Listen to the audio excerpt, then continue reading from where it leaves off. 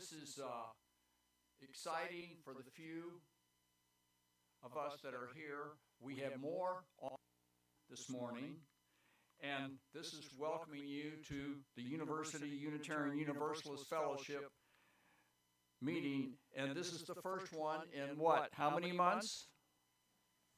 15 months. 15 months. It's just amazing that this morning we are not on Zoom. I believe we are on Facebook and YouTube.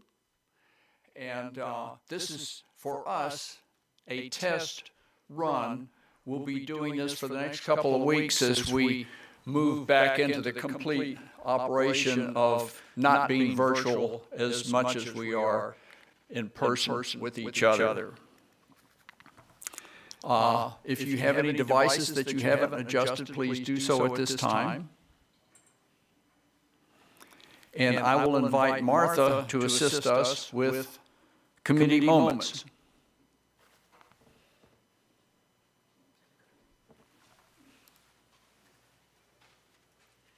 Good morning, everyone. We have a couple of committee chairs here with us this morning. I'm not sure if they have anything specific to say. Amy's going to be up in just a moment on behalf.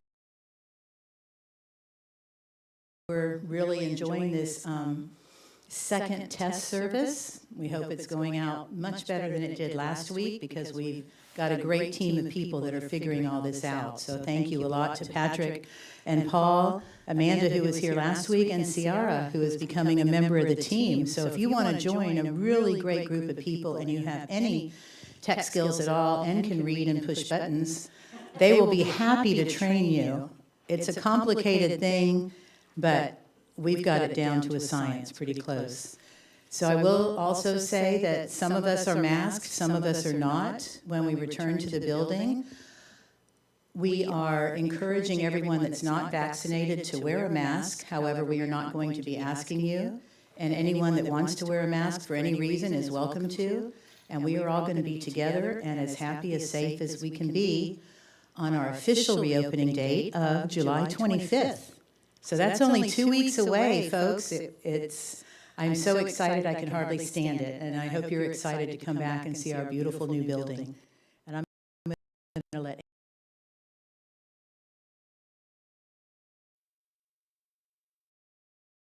facilities. A really important thank you. Part of the reason the sanctuary is going to look so fabulous and look so fabulous for all of us to begin meeting again here is because a lot of great people showed up to help repaint the inside of our building. So from everyone, we want a big thank you to Barry London, Derek Caitlin, or Catlin, I'm probably messing up the name, sorry. To Derek, John and Happy Amin, Ken Westerland. That's not his last name, is it? Oh, okay. John and I were having an argument, and he won. Cindy Bear, Katie Cannon, and Lorraine Williams. We hope we have not forgotten anyone. And a big thank you to my husband, John, because I did not help y'all. Everybody kept saying, oh, good job. No, I didn't do this. I was busy doing other things. So thank you, John, for organizing everything. You did a great job. It looks fantastic. Thanks. John was awarded the new title of Painting Commander by one of our members, and I think it suits him very well. He didn't so much command as really ask, and everyone stepped up, and really, it was wonderful watching the great work, because I am not a painter. I think that's all we have for right. Oh, joys and concerns. For those of you on our notable news mailing list, you saw the 2 emails that are now available if you're online to send in a joy and concern that we will read.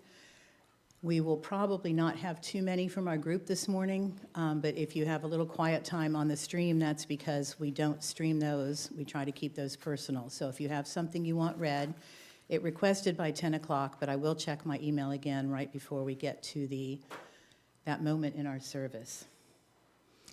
And now for one more important announcement from your board. This is not a committee moment, this is a board moment.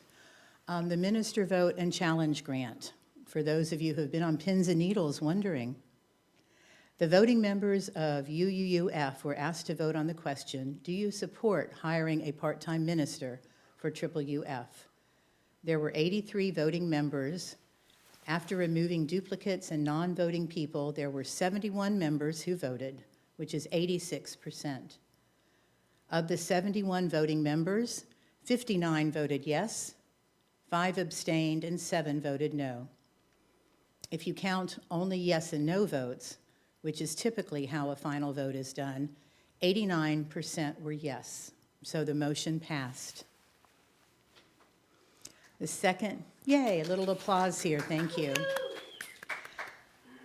A challenge grant toward the Minister Fund was made, where a generous member offered a 5-to-1 match for every new dollar of minister pledges raised. There were 19 people and families who stepped up and pledged. I believe 11 of those were new pledges, not made during the past year. And, well, all of them were new, but they were from 11 people that had not previously pledged. The result of this was more than $38,000 between the match and the new pledges. Thank you to everyone who has generously donated and committed to this fund over the past year. And one extra note, now our energies will be directed towards our congregational profile and finding a minister that fits. We are definitely working with Reverend Tracy Barrett to see if she will be the right one. And that's a process that we're working on. So if anyone's been invited to join that team to work on that, please say yes.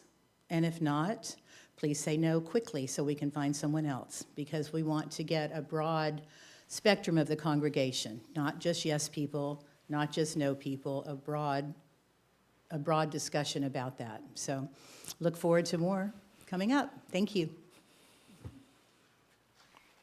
Thank you, Martha.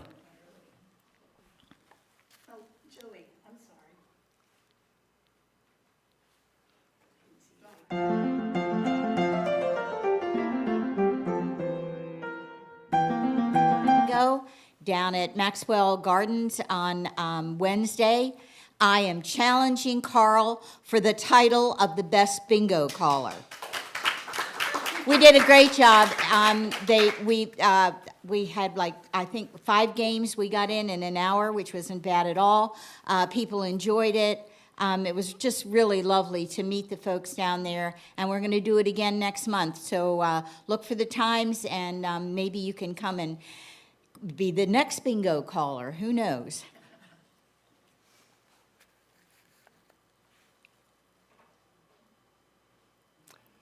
And now for opening music.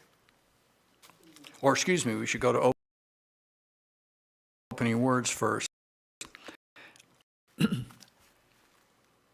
Our topic today is civic education and the state, and it could not be timelier.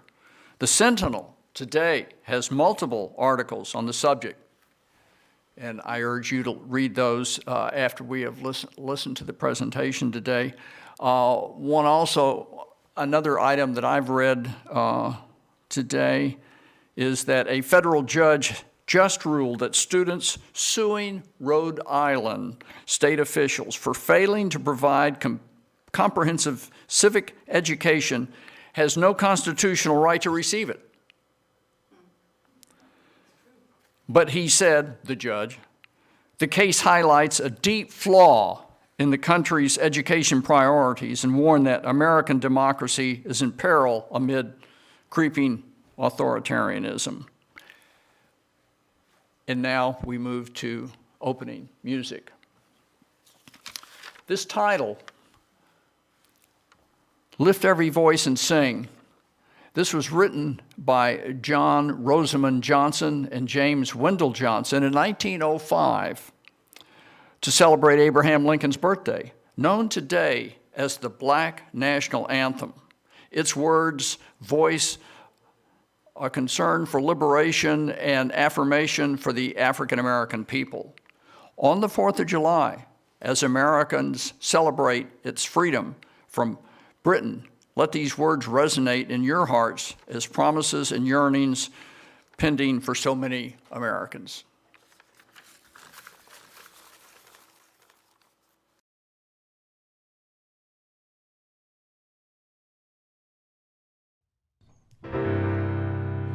Lift every voice and sing till earth and heaven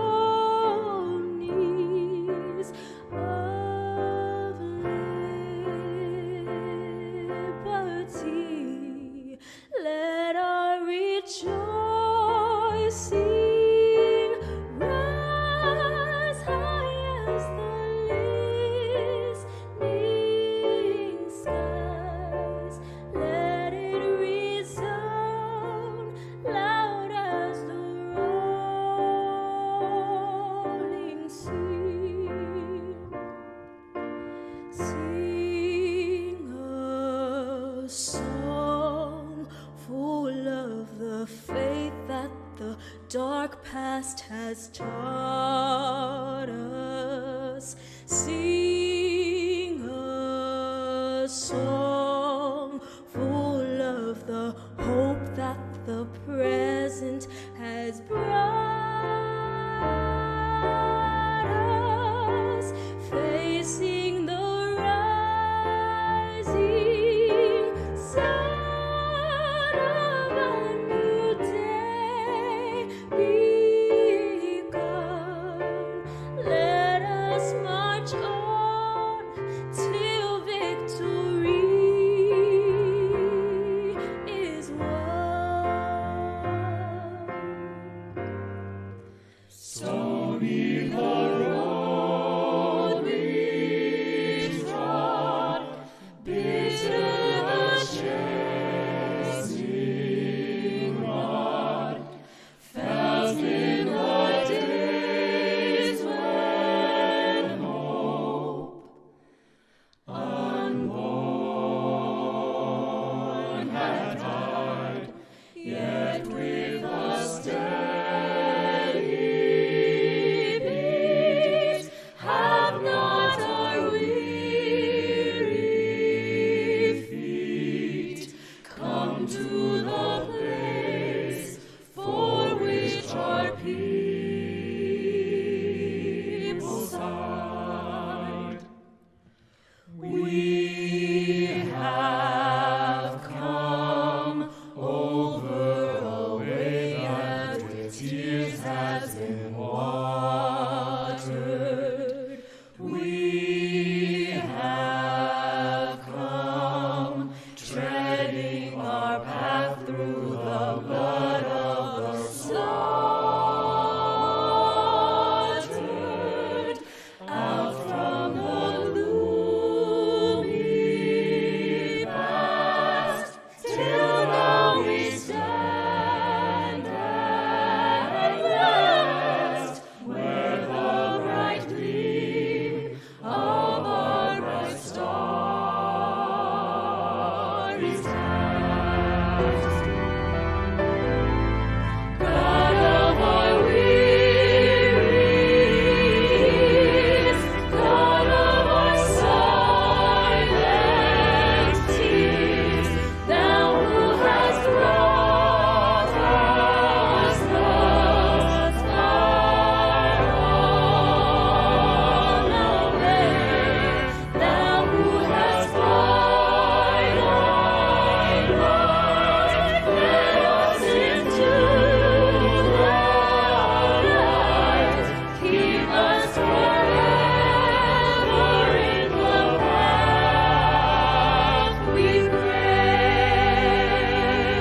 Lest our feet stray from the places of God where we met Thee, lest our hearts, drunk with the wine of the world, we forget Thee, shadowed beneath Thy hand, may we forever stand true to our God, true to our native land. True to our God, true to our native land.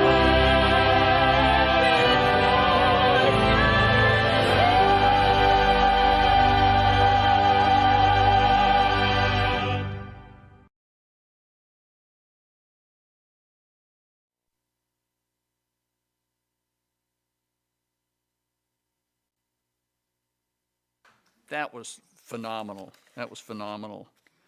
That was phenomenal. That was phenomenal. And for us, we turn to lighting of the chalice, and today we're going to be assisted by Grace Carr. Grace, I happen to have a match here for you.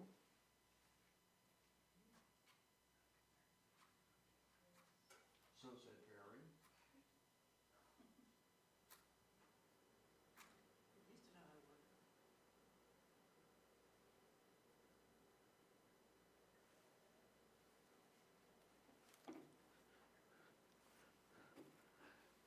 Grace presently is excited by starting band camp.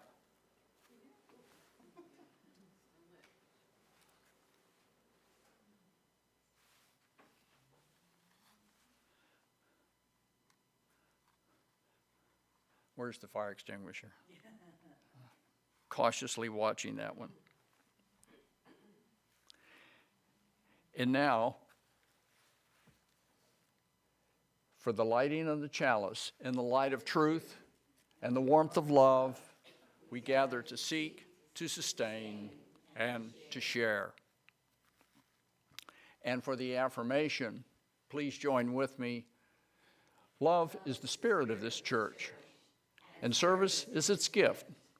This is our great covenant, to dwell together in peace, to seek truth and love, and to help one another.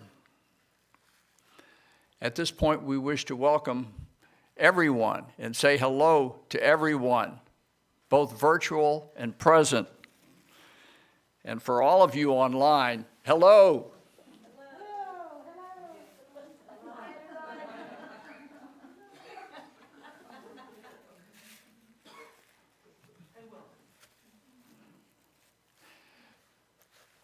And we move to a time for all ages. And we should tell you that our RE director, Judith, is in the RE building with our children. But I believe that she has left something for us, a video for us to watch.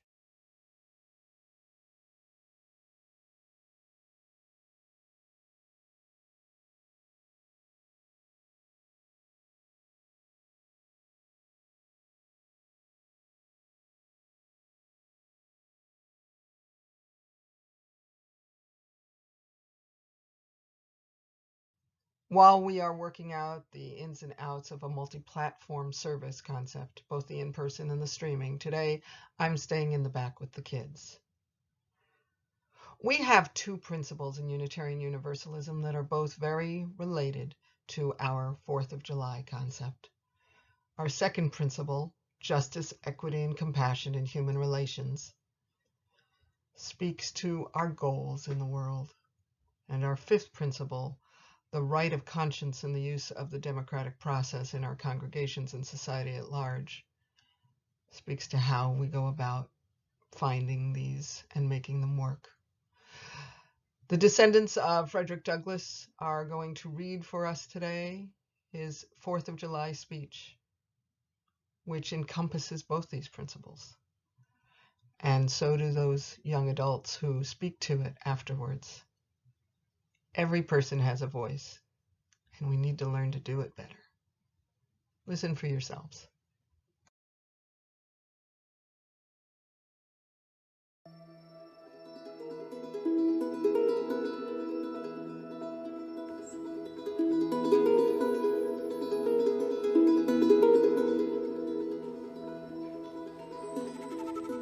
Do I look there or look there? Okay. Okay. My name is Alexa Ann Watson, and I am the great-great-great-granddaughter of Frederick Douglass is my great-great-great-great. I am the great-great-great-granddaughter of Frederick Douglass. I am the great-great-great-great-grandchild. I've been counting on my fingers since I was like 5. Whenever you're ready, here we go.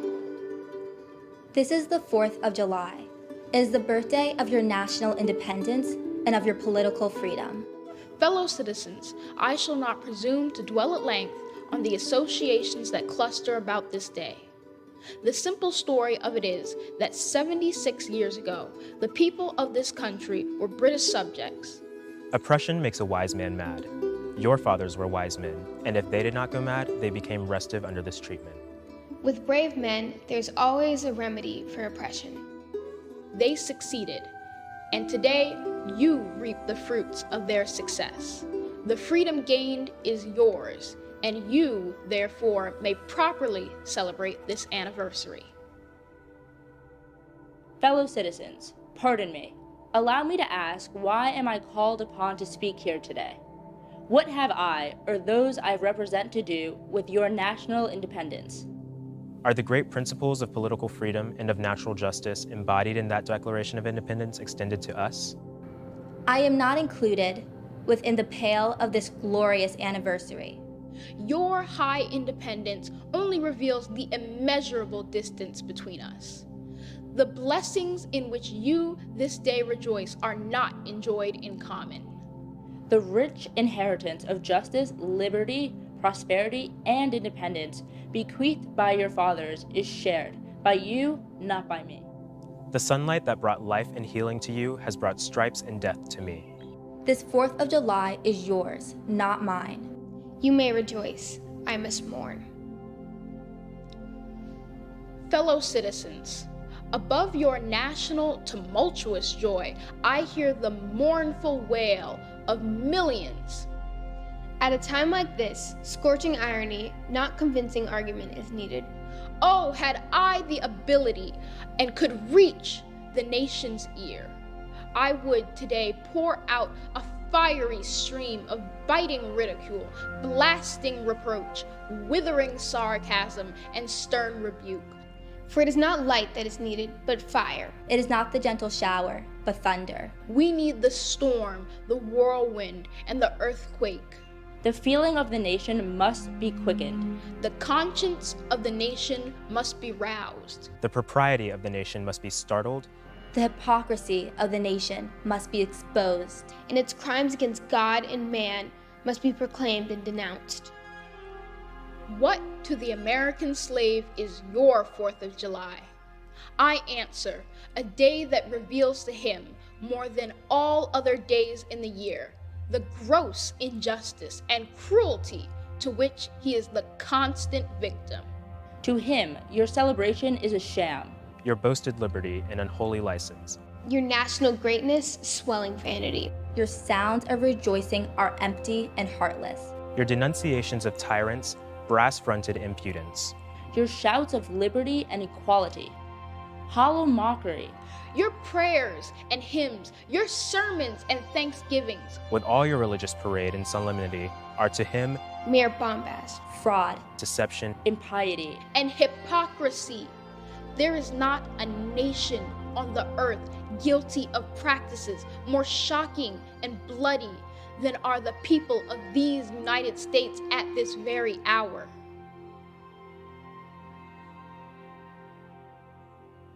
Allow me to say in conclusion, notwithstanding the dark picture I have this day presented of the state of the nation, I do not despair of this country.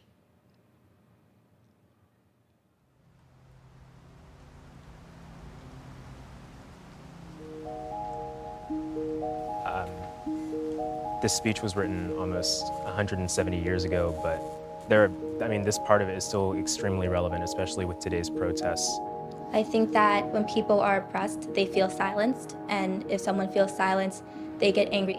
There are certain tactics that you need to use to get people to really hear your voice, and it's not always going to be just like a very calm discussion. I think he's mostly talking to the people who are already on his side, but believe that they can still try to talk this out, or that things are still justifiable. I know a lot of people at the time were saying, and people now are still saying, that it's not as bad as it could be. While the 4th of July probably does not feel the same to me as it does to others, I wouldn't say that it has no meaning, because it is the time when America as a country became free from another country. But I would say that it's not the time in which I gained my freedom. He had a lot of hope, especially for his age. And I'm getting to the point in my life where I'm only 20 years old, but I'm exhausted. I have these thoughts like, will we ever really get to this point? Or is this really something that we should actually spend our time fighting for?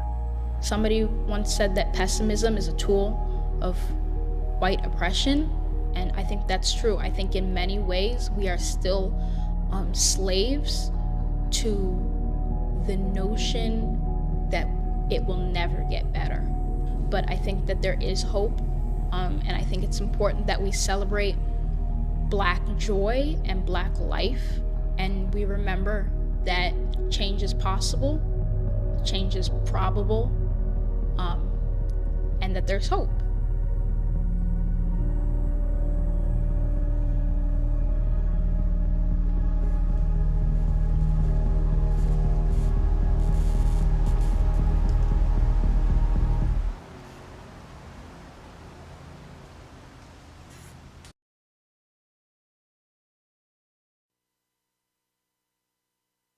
us would like to have a private window and follow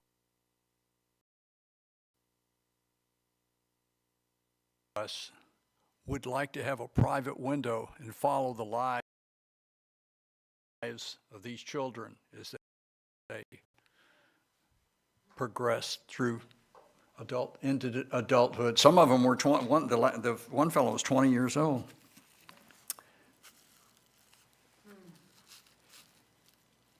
And so for our interlude and offering, we have a container over here for everyone to make donations or contributions. See the big giraffe? He's guarding our container. And we have music for the interlude.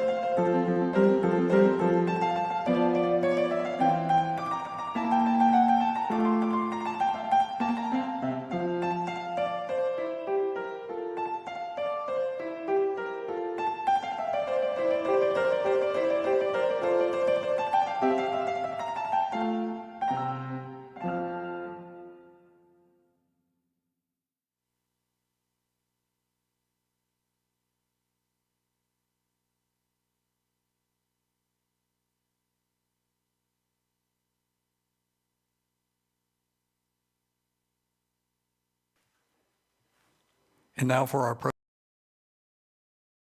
presentation. It's been practically an annual treat to have Terri Fine show up and deliver observations and insights on the state and federal political activities. This morning we will learn how the state has approached the subject of civic education. And it is so fitting that this lady, who has been with us really from the beginning. She first addressed our church when? I don't remember, but I was the first speaker when this building opened, but I've been with you before then, yeah. So we are so pleased.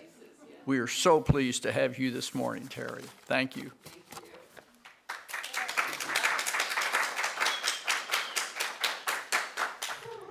So hello out there and hello in here.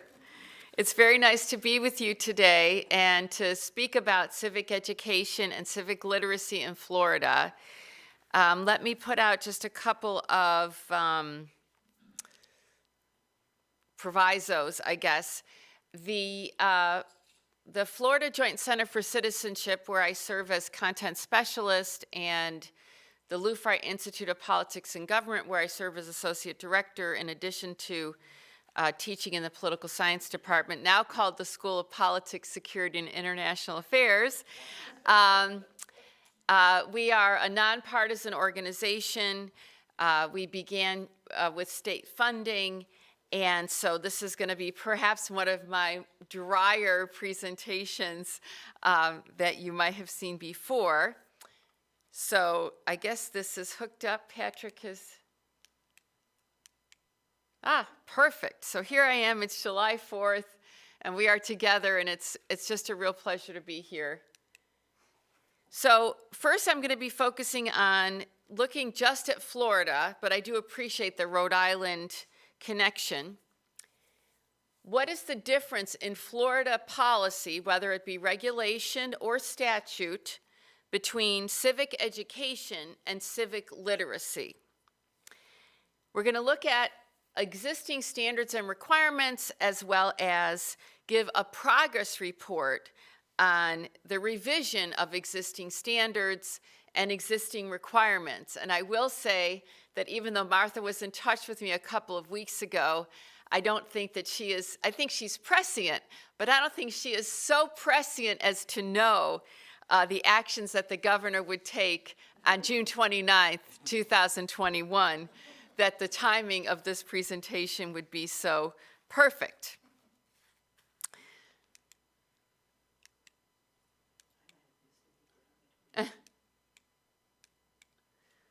Okay, it worked once. There we go.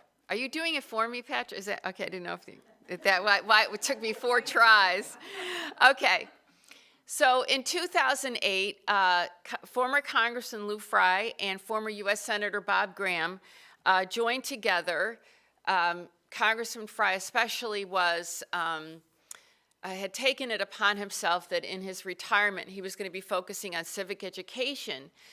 Congressman Frye did serve a district near us in Winter Park, Florida, but he never, and he had other connections to UCF, so the fact that he sort of chose UCF as his home base for this initiative was terrific.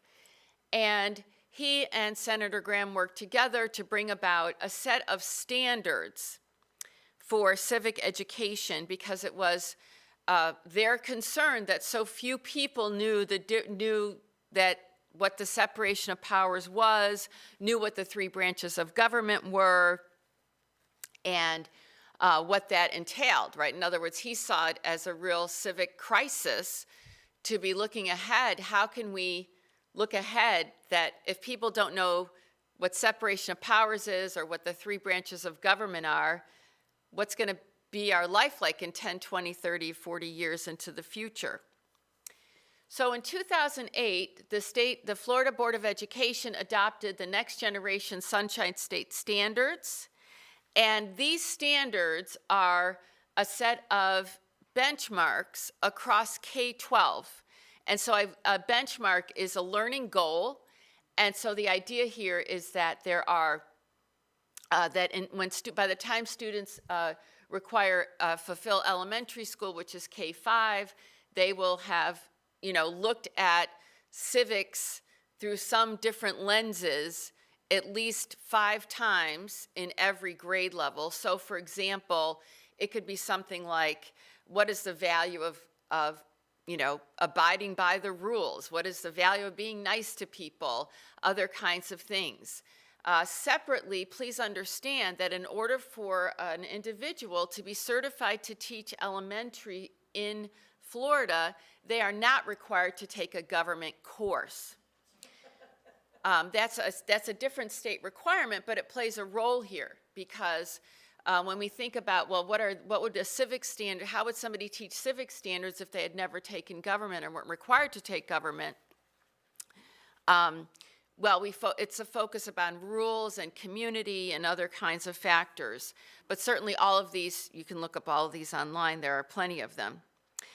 In middle school, the big one is 7th grade. 7th grade has 40 learning goals, and the requirement is that students take a full course in civics in 7th grade, and the districts can decide if that will be a semester course or a full year course. And then there are some civics requirements in 8th grade. In high school, students take one government course in order to complete high school. So that was 2008.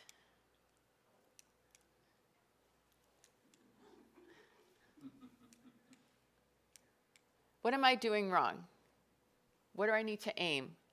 You're pointing, and I don't know where you're pointing.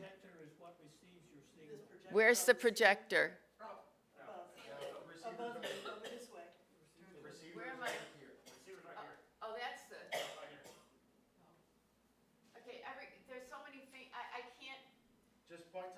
Okay, because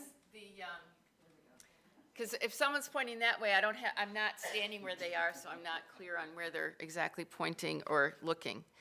Okay. So there are 4 standards, and each of the benchmarks falls within one of these 4 standards.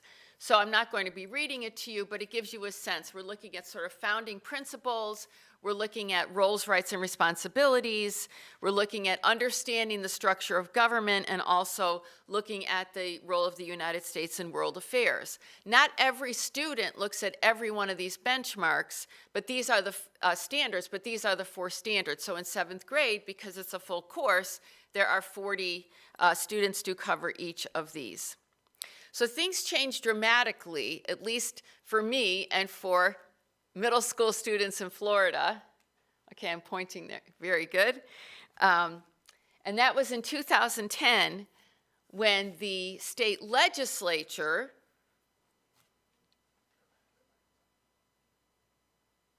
nope, we're going ahead. There should be a picture. Good. When the state legislature passed the Sandra Day O'Connor Civics Education Act. So note, in 2008, it was the State Board of Education, the Department of Education, that brought about these standards and these benchmarks, but then it was through the legislative process, through elected officials, who decided in 2010 that there would be a statewide civics exam following middle school, following 7th grade.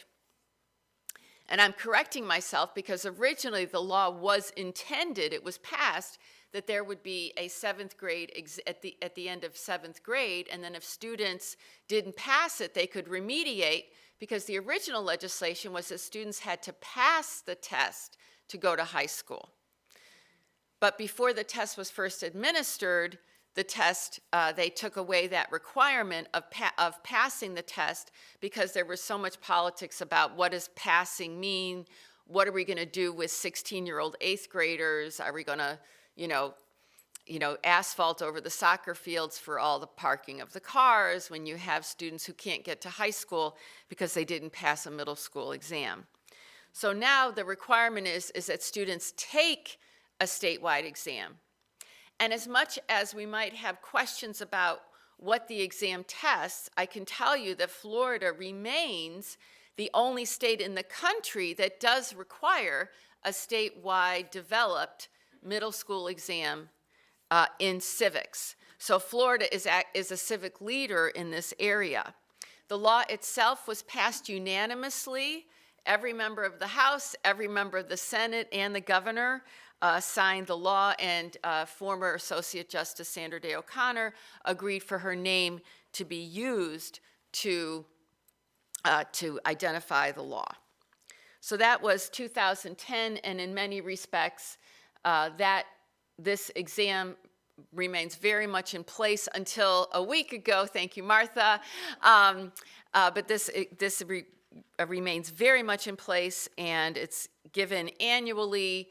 And the scores come out, and every district can decide how the scores will play a role in the student's grade. For example, is it 30% of the student's grade for civics, but then students also learn economics and geography in middle school in 7th grade as well. So now, consequently, because the requirement to pass the test has been taken away, there are some districts who now give the course in 8th grade versus 7th grade and let students take U.S. history before they take civics. It's a minor point, but it's important to note the flexibility that taking that passing requirement has held. There we go. Perfect. So now we talk about civic literacy, and what's the difference? Civic education requires that students learn about civic content as part of a class. So we looked at elementary, we looked at middle school, we looked at high school. But now Florida has, as of 2018, a civic literacy requirement, which means students must demonstrate that they know civics, even if they don't take a course in civics. This is a test also, and students must pass it. So here's the new requirement. Students who upon entering either a state college, a community college, or a state university, they must demonstrate civic literacy. And civic literacy is demonstrated in one of two ways. One is that students have completed a U.S. history or U.S. government course that includes civic literacy content that was established by the state, or students have to take a state-developed civic literacy exam. So what we've done at UCF, and has been done all over the state and at Valencia as well, is the requirement is that students, as long as they complete this requirement before they graduate, then they have met the civic literacy requirement. So if their major requires a government course or U.S. history course, if they take advanced placement, U.S. history and U.S. government, and they earn a passing score, then they have met this requirement.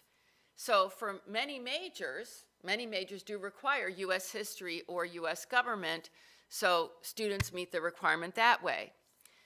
There's also a 100-question exam that was developed based on the naturalization test. But let me tell you the key differences between them.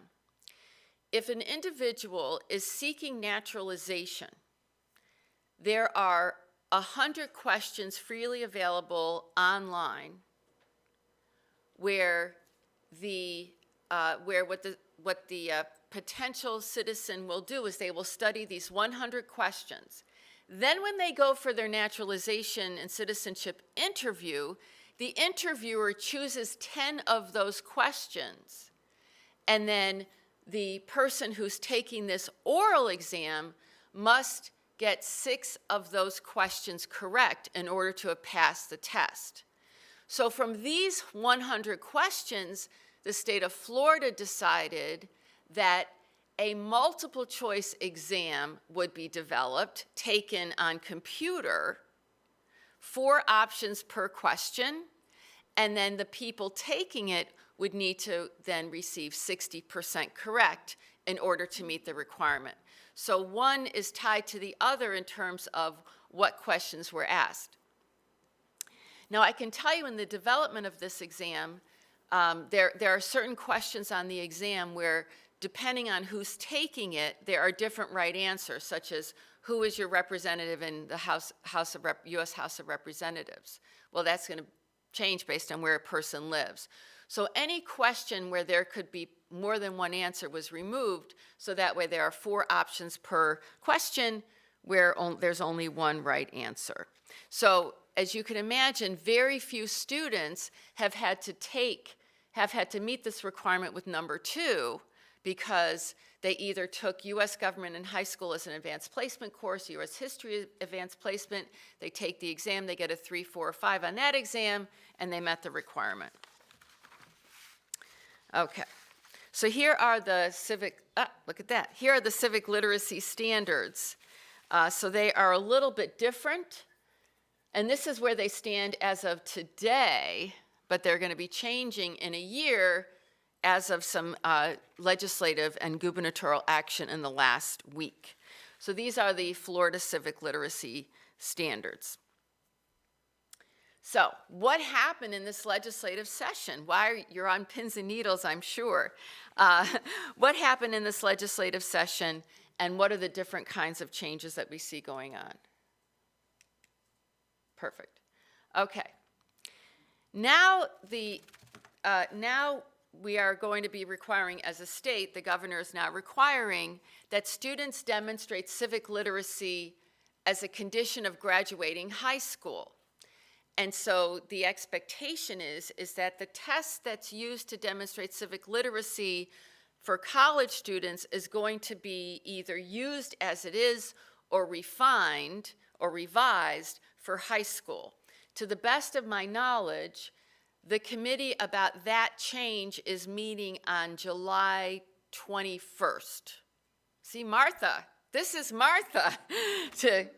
Okay, so the committee that's dealing with the high school requirement Or these same students can do the same thing that many students do going to state colleges and universities. They take an advanced placement course. They might take a high school government course that includes these requirements. But this is where things get interesting, because now what happened in the 2021 legislative session is that we have now seen changes in the benchmarks in terms of what is required for students to take in school K-12. And so what I'm going to do is I'm going to be focusing my attention on not only what these requirements are, but where you see so much concern about these requirements. We're going to look at one example, although there are many more than that. So this was all just signed into law or not on the 28th of June, okay? So think about the 4 standards that we looked at before about students knowing the different primary sources, institutions, participation, and the U.S.'s role in world affairs. There are 4, but to keep the type large enough, I put this on 2 different screens. So that's why I said 4, and you're saying, how come there are 2 there when she said there are 4? One is that we now focus, instead of learning the primary source documents, we now have this element of subjectivity tied to this concept of exceptionalism. Now, to give you a sense of a calendar, right, not every county, but smaller counties don't, but larger counties do have a person whose title is Social Studies Supervisor. And it is the Social Studies Supervisor's job, when the state makes changes in standards or benchmarks, to then spend a year revising course descriptions. And so that means that what just happened quite literally a week ago will then take effect a year from now with the beginning of the fall school calendar, to give those social studies supervisors or others in the educational infrastructure the chance to change the course descriptions to reflect these new standards. So we see terminology that we didn't see before: American exceptionalism, failure of governing philosophy. So we now see a more evaluative and subjective approach to how students are learning civic education than they did based on the 2008 standards. We also have an attitudinal element. Students have a sense of civic pride and participate regularly in all levels of government. But then we look at the last standard, and we see this concept of advocating properly. Okay. Advocating properly. Okay. So let me tell you, think about this. This is K-12, right? This is for K-12, right? The high school exam is going to be based on the literacy is going to be based on the college test. The college test is staying the same. The high school exam is probably going to be discussed middle of the month. These are changes that are going to take effect in a year based on the governor's signature from a week ago. Thank you, Martha. Okay. So let me give you a sense about what many people have argued contributed to these changes, especially that last one. Why are we looking at K-12 students advocating properly? Not responsibly. Responsibly means you know what your rights are and you use them.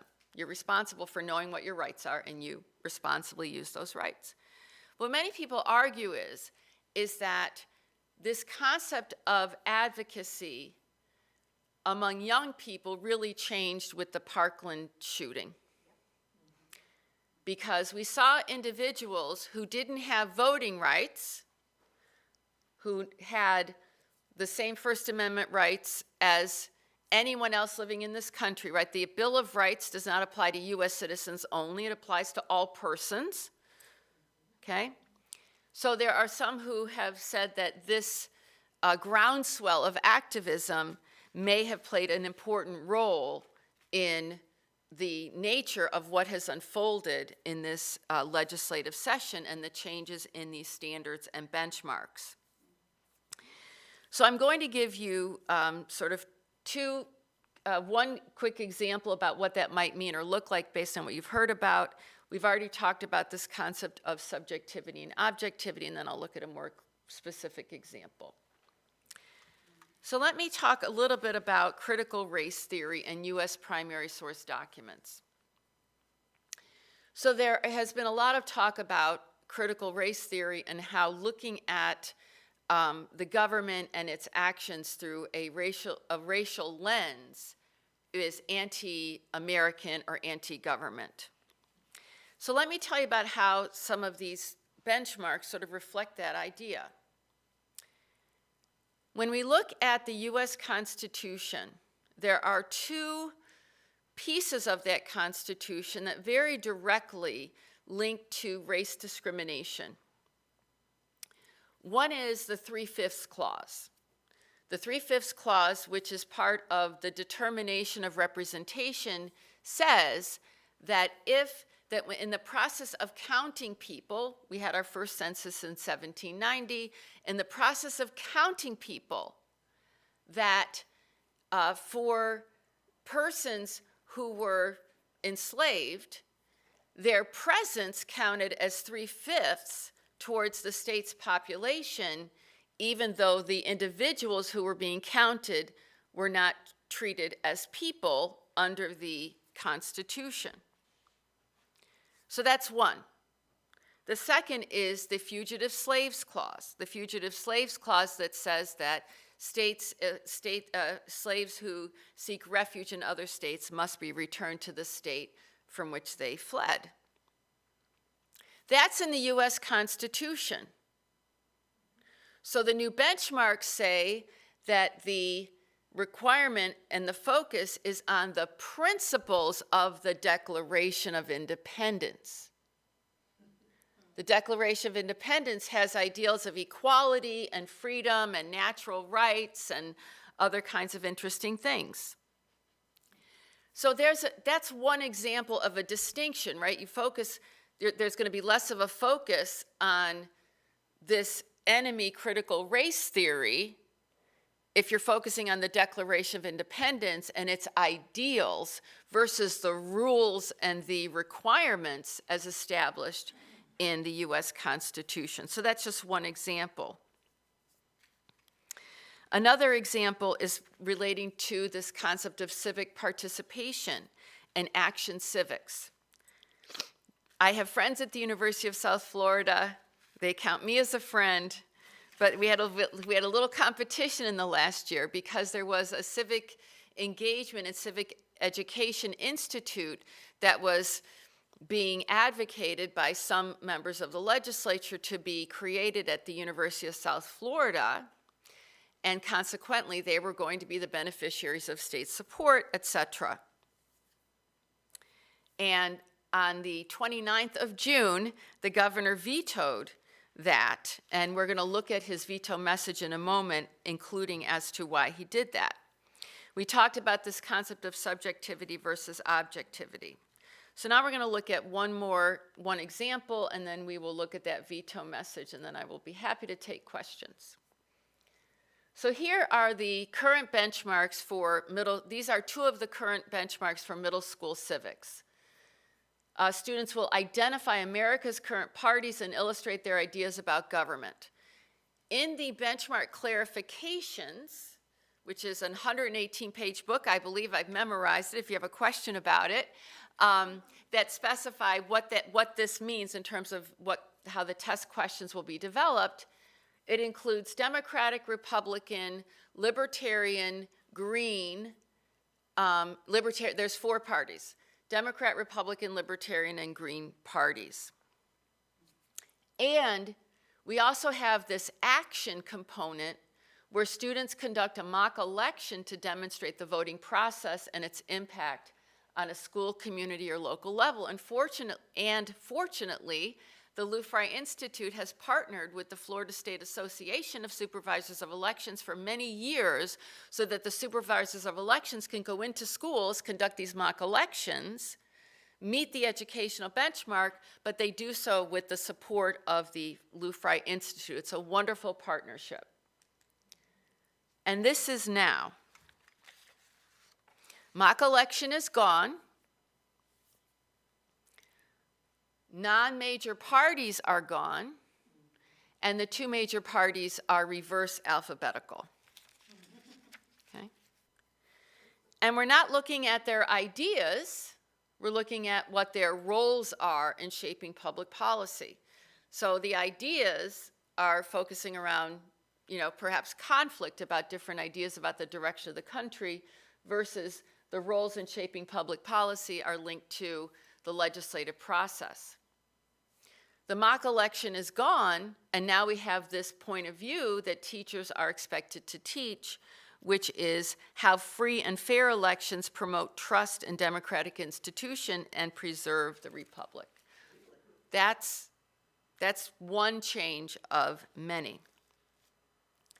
So I now wanted to take us so close to current events that this happened on June 29th, and this was the governor's veto message as to why he did not sign into law the University of South Florida's Civic Education and Civic Engagement Institute.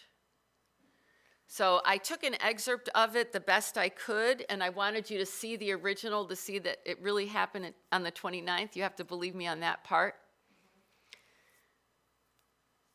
And if you're rushing through it, start with the second paragraph.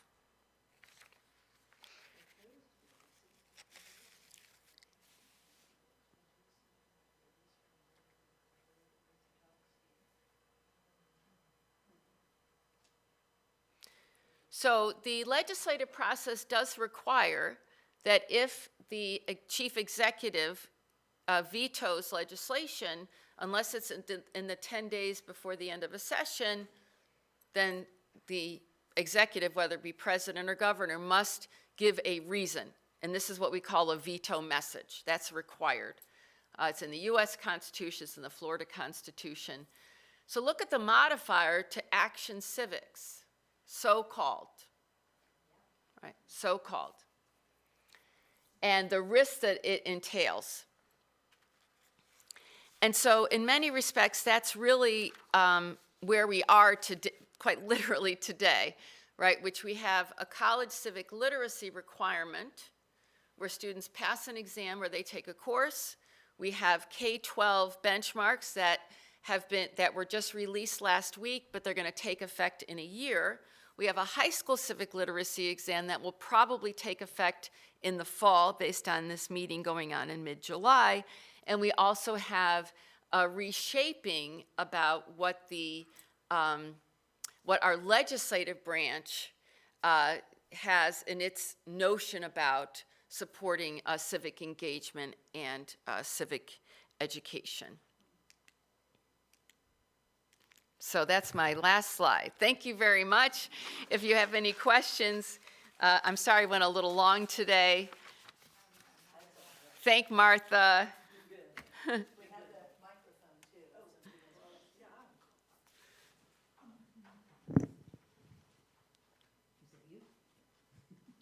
So I have a bunch of questions, but I think what I need to do, I put some notes in my phone, and I'm going to go look up a bunch of terminology when I get home, because I don't know what all that stuff means.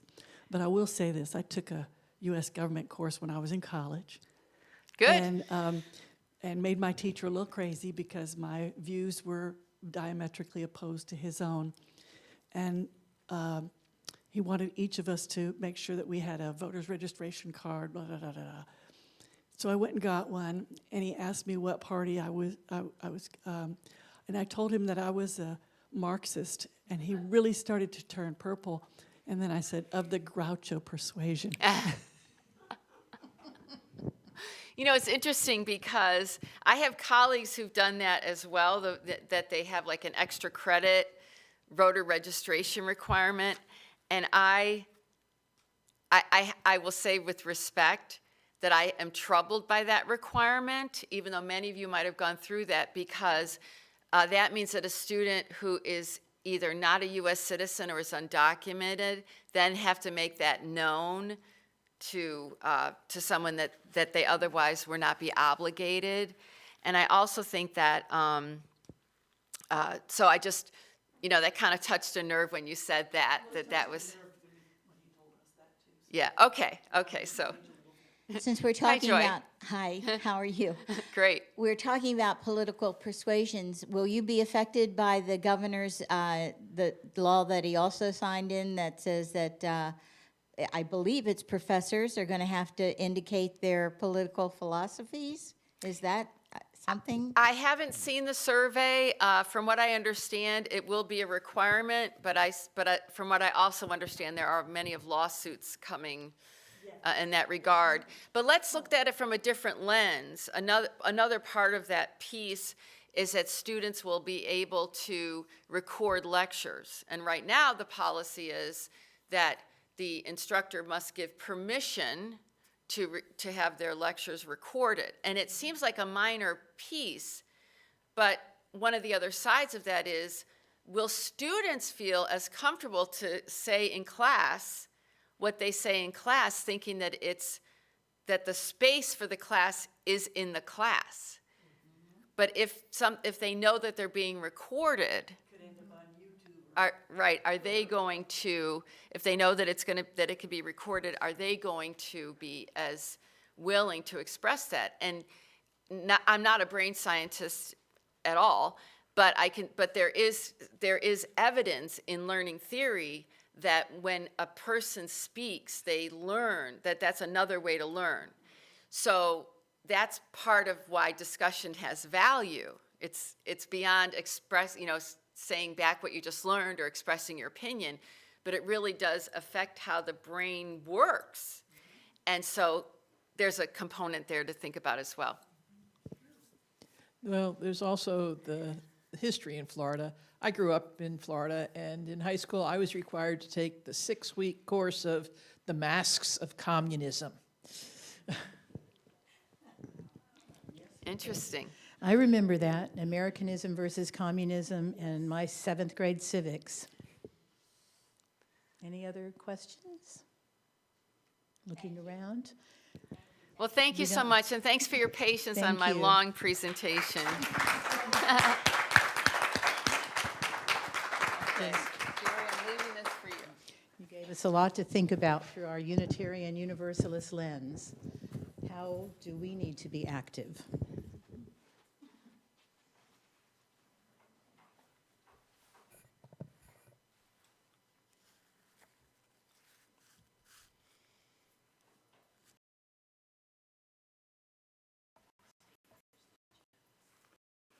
Well, this is time to extinguish the chalice. We extinguish this flame. But not the light of truth, the warmth of community, or the fire of commitment. These we carry in our hearts until we are together again.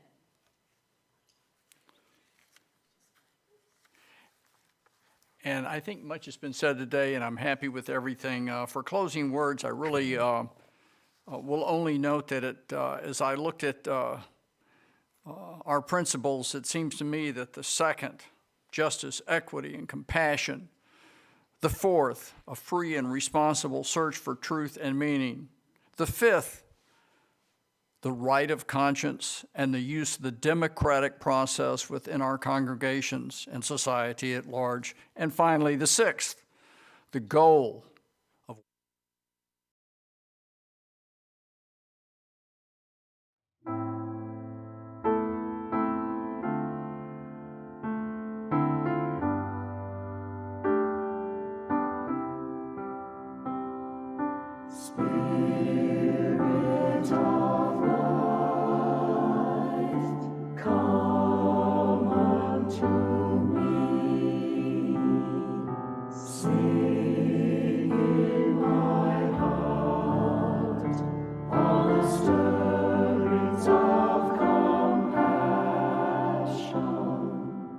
Low in the wind.